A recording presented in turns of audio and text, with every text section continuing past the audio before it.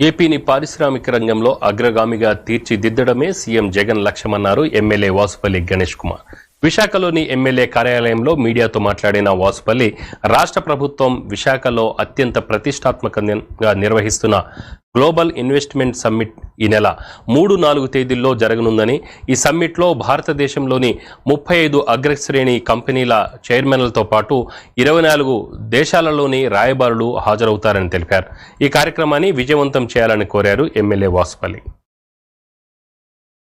విశాఖపట్నంలో ఈ రోజు ఒక మంచి ప్లాట్ఫామ్ వేస్తా ఉన్నారు. టెక్నాలజీని ఇంప్రూవ్ చేస్తా ఉన్నారు. అన్ని రకాలుగా ఈజ్ ఆఫ్ గవర్నెన్స్ తీసుకొస్తా ఉన్నారు. ఈ మాదిరిగా అభివృద్ధిని, ముఖ్యంగా గ్లోబల్ సమిట్ అనేది ఒకటి, గ్లోబల్ ఇన్వెస్టర్ సమిట్ అని చెప్పి ఒకటి పెట్టారు 3-4 తారీఖున. గ్లోబల్ ఇన్వెస్టర్ సమిట్ పెట్టాలంటే రాష్ట్రానికి అర్హత రావాలి. ఏదో గ్లోబల్ ఇన్వెస్టర్ సమిట్ ఏమో టెంట్లు వేసేసి వెళ్ళి పిలిచేసి టైటన్స్ ఆఫ్ ది గ్లోబల్స్ కానీ బిజినెస్ మ్యాన్ కానీ పిలిచేసి పెట్టేస్తే కాదు. అర్హత ఉండాలి.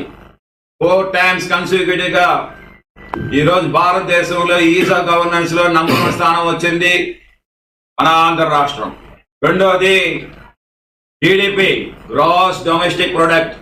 జిడిపి మన గ్రాస్ డొమెస్టిక్ ప్రొడక్ట్ అంటే మన చిన్న విషయాలు తెలుసుకోవాలి, 2 రకం అనేది తెలుసుకోవాలి.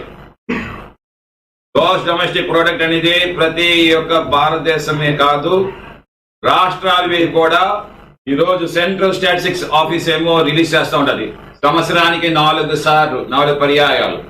జిఎస్డిపి అనేది ఒక స్టూడెంట్ ప్రోగ్రెస్ రిపోర్ట్ లాంటిది. ఎలాగైతే సబ్జెక్ట్స్ మార్క్స్ వచ్చి పాస్ ఫెయిల్ అని చెప్పి తెలియజేస్తా ఉందో, గ్రాస్ డొమెస్టిక్ ప్రొడక్ట్ కూడా అలాగనే ఒక 4 విధానాల్లో 4 సబ్జెక్ట్స్ లో తీస్తారు. ఒకటి ఏంటి, దేశంలో కానీ రాష్ట్రంలో కానీ సిటిజన్స్ కొనుగోలుతనము, అలాగే ముఖ్యంగా సర్వీస్ కి ఇన్వెస్ట్ చేసేది ఎంత అనేది ఒకటి. రెండవది ఆ దేశంలో కానీ స్టేట్ కానీ రెవెన్యూ ఎక్స్పెండిచర్